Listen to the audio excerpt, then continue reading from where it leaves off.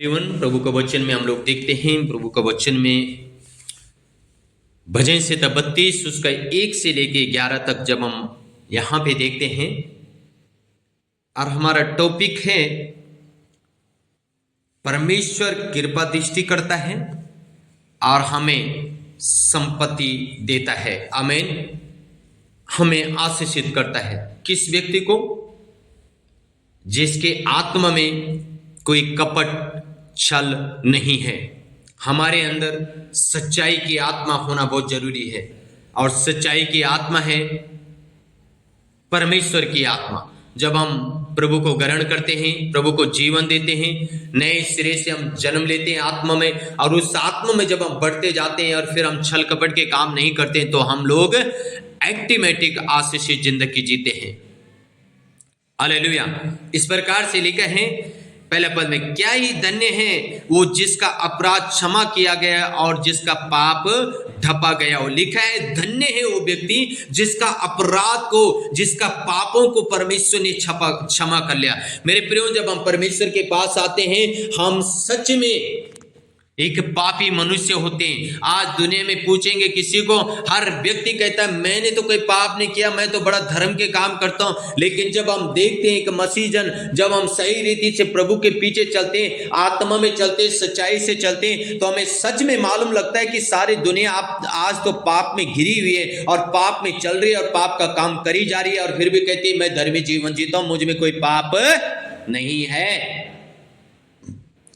पर लिखा है धन्य है वो व्यक्ति जिसके पापों को प्रभु यीशु मसीह ने ढंप लिया, जिसके पापों को प्रभु यीशु मसीह ने मुक्त कर दिया। धन्य है वो व्यक्ति। मेरे प्रियो, जिस हिसाब से हमने पाप किए उस हिसाब से तो कोड़े हमने खाने थे पाप के बदले, लेकिन धन्यवाद उस परमेश्वर ने जिसने अपना इकलौता पुत्र हमारे पापों के लिए भेजा और उसने हमारे पापों से हमें छुटकारा दिया। और धन्य है हम। आज हमें धन्य बना के गया हो तो ये बड़ी खुशी और आनंद की बात है मेरे प्रियो, आपके मेरे लिए। 2 पद में कहते हैं, क्या ये धन्य है वो मनुष्य जिसके अधर्म का यहोवा लेखा ना ले और जिसकी आत्मा में कपट ना हो। धन्य है वो व्यक्ति जिससे परमेश्वर लेखा ना ले। धन्य है वो व्यक्ति जिसकी आत्मा में कपट नहीं है। मेरे प्रियो, किसकी आत्मा में कपट नहीं है? जिसने नए सिरे में से जब प्रभु के पास आया, नए सिरे से आत्मा में जन्म लिया, आत्मा में जन्म लेने के बाद वह नए सिरे से आत्मा में बढ़ता चला गया और एक दिन उस स्वर्ग का वारिस हो गया। आत्मा में नए सिरे से जन्म लेने के बाद हमें बढ़ना भी है मेरे प्रियो आत्मा में। और फिर जब हम आत्मा में बढ़ेंगे, हमारे पास कोई छल कपट नहीं होगा। हमारी आत्मा सत्य की आत्मा होगी, फिर हमारे अंदर कोई छल कपट नहीं पाया जाएगा। पर कई जन आज सत्संग में भी जाते, प्रार्थना में भी जाते, लेकिन अभी भी उनकी आत्मा में छल कपट है। झूठ बोलना, चोरी करना, निंदा करना, चुगली करना, बुराई करना, अभी भी आत्मा में छल कपट भरा हुआ है। मेरे प्रियो, धन्य है वो व्यक्ति जिसकी आत्मा में छल कपट नहीं है। धन्य है वो मनुष्य जिसका अधर्म का यहोवा लेखा न ले। मेरे प्रियो, एक दिन यहोवा परमेश्वर आपसे मुझसे लेखा लेगा। क्या उस लेखा देने के लिए आप अपने आप को मुझे तैयार कर रहे हैं कि जिस दिन परमेश्वर हमसे लेखा ले, हम लेखा देने के योग्य खड़े रह सके कि प्रभु सच में तू सच्चा है और मैं पापी हूं। मेरे प्रियो, हम सब ने लेखा देना है। अपने अपने काम का लेखा देना पड़ेगा हर एक व्यक्ति को। आपने संसार में क्या किया उसका लेखा आपको देना ही देना है। इसलिए 5 पद में भजनकार कहते हैं, जब मैंने अपना पाप तुझ पर प्रकट किया और अपना अधर्म ना छिपाया और कहा मैं यहोवा के सामने अपने अपराधों को मान लूंगा, तब तूने मेरे अधर्म और पाप को क्षमा कर दिया। मैं प्रभु तेरे सामने क्या करूंगा? अपने पापों को मान लूंगा। जब मैं अपने अधर्म को छिपाता नहीं हूं, तेरे सामने मान लेता हूं, तो प्रभु तू मुझे क्या करेगा? मान लेगा। तू मुझे क्षमा करेगा। तू मुझे क्या करेगा? आशीषित करेगा। Hallelujah, hallelujah. इसलिए मेरे प्रियो, हमें अपने पापों को परमेश्वर के सम्मुख मानना बहुत जरूरी है कि प्रभु, मैं तो सच में एक अधर्म से जन्मा हूं और अधर्म से जन्मते हुए मैं मुझसे अभी भी पाप होते हैं प्रभु, मैं एक पापी मनुष्य हूं, मुझसे पाप होते, मुझे माफ कर, मुझे क्षमा कर। हालेलुया। ताकि प्रभु जब तू लेखा ले, उस दिन लेखा देने के योग्य मैं अपने आप को तैयार कर सकूं, मैं इस योग्य बन सकूं कि जब आप मुझसे लेखा ले, मैं आपको जवाब देने वाला बन सकूं। हालेलुया। मेरे प्रियो, अपने आप को एक धन्य व्यक्ति बनाएं।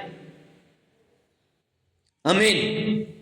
और जब हमारी आत्मा में छल कपट नहीं होता है, तब परमेश्वर घोषणा करता है 8 पद में, मैं तुझे बुद्धि दूंगा। देखो कितनी बड़ी बात लिखी। कौन सी बुद्धि?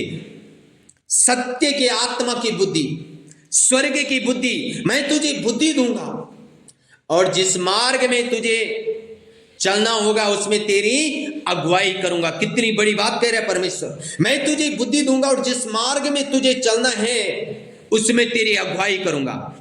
परमेश्वर छल कपट करने वाले व्यक्ति का अगुवाई नहीं कर सकता।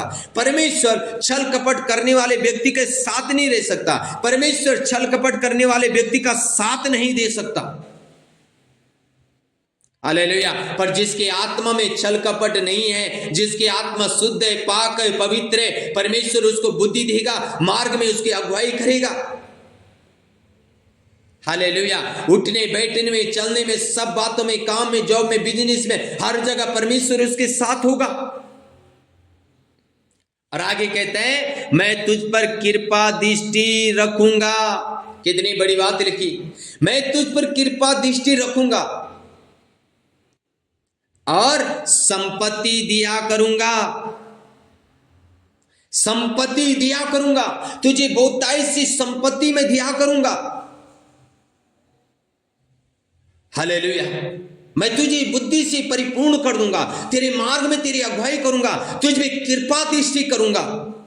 मेरे प्रियो, किस व्यक्ति के ऊपर परमेश्वर कृपा दृष्टि करता है? जिसके अंदर छल कपट नहीं है, जिसके अंदर सत्य की आत्मा है, यानी परमेश्वर की आत्मा है। और जब आप परमेश्वर की आत्मा के अगुवाई में चलते हैं, परमेश्वर कहता है, मैं तुझे बुद्धि दूंगा, मार्ग में तेरी अगुवाई करूंगा और तुझ पे कृपा दृष्टि रखूंगा और तुझे संपत्ति दिया करूंगा। हालेलुया। इसलिए मेरे प्रियो, अगर आपके पास बुद्धि की घटी है या आपके ऊपर कृपा दृष्टि नहीं हो रही, या आपको लग रहा है कोई आपकी अगुवाई नहीं कर रहा है, आपकी अगुवाई नहीं कर रहा है या आपकी सहायता नहीं कर रहा है, तो आपको आत्मा में नए सिरे से जन्म लेना पड़ेगा। हालेलुया।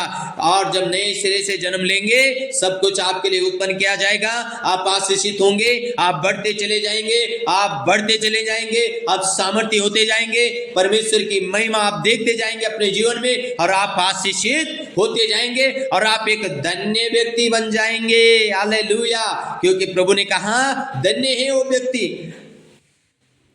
जिसकी आत्मा में छल कपट नहीं है। आमीन। सो मेरे प्रियो, हमारी आत्मा में छल कपट नहीं होना है, हमें आशीषी जिंदगी जीना है, हमें बढ़ना है, हमें चलना है। तो आत्मा की अगुवाई के चलने के लिए हमें अपनी आत्मा को हमें स्वयं देखना है। क्या मैं झूठ बोल रहा हूँ, चोरी कर रहा हूँ, निंदा कर रहा हूँ, बुराई कर रहा हूँ, चुगली कर रहा हूँ, लड़ाई झगड़ा कर रहा हूँ, ईर्ष्या, क्रोध, विरोध, फूट, विद्रम, ढा क्या मेरे अंदर है? अभी हम दूसरों को तो बहुत आसान से देखते हैं, लेकिन अपना नहीं देखते। ये बड़ी समस्या है। हालेलुया। दूसरों पे तो हम बहुत कुछ थोप लेते हैं, लेकिन अपने आप पे स्वयं हम कभी नहीं थोपते। ये बड़ा रोग है मनुष्य के लिए। दूसरों का दिखता है लेकिन स्वयं का नहीं दिखता है। स्वयं अपने अंदर देखिए, क्या सत्य की आत्मा आपके अंदर है? हालेलुया। मूसा जब इजराइल में गया, मूसा जब मिस्र में गया और मिस्र में आने के बाद कुछ समय के बाद उसकी स्वयं उसकी बहन मरियम और हारून उसकी चुगली करने लगे। क्या परमेश्वर मूसा से बातें करता है? क्या परमेश्वर मूसा का साथ देता है? हमसे बात नहीं करता। आपको मालूम है, इतना ही चुगली निंदा करने से जब उन्होंने मूसा की चुगली की, निंदा की, दोनों भाइयों ने, मरियम पे कोढ़ पैदा हो गया। क्योंकि मरियम के अंदर सत्य की आत्मा नहीं थी, छल कपट की आत्मा थी, इसलिए कोढ़ उत्पन्न हुआ। मेरे प्रियो, इसलिए आज हम समस्याओं में क्यों पड़े?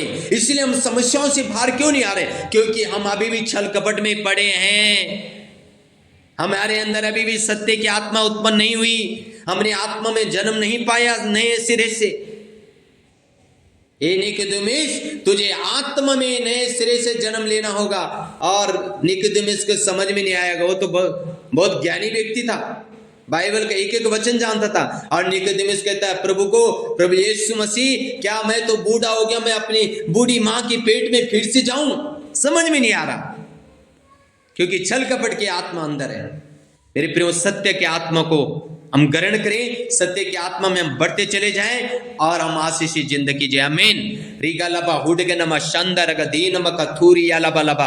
प्रभु जी, हम प्रार्थना करते यीशु मसीह के नाम में। आज कई जन पिता प्रभु परमेश्वर छल कपट में पड़े, प्रभु बुराई, निंदा, चुगली, खोर, विरोध, फूट, विद्रम, धा में पड़े। प्रभु हम प्रार्थना करते तेरे बच्चों के अंदर सत्य का आत्मा दे दे प्रभु, आशीषित कर दे, ब्लेस कर दे, कृपा कर दे, दया कर दे, अपनी कृपा दृष्टि रखे परमेश्वर, बुद्धि से परमेश्वर परिपूर्ण कर दे परमेश्वर। जिस मार्ग में जाते प्रभु अगुवाई करे प्रभु, आशीष करे, अनुग्रह करे, यीशु मसीह के नाम में आमीन। सो के गॉड ब्लेस।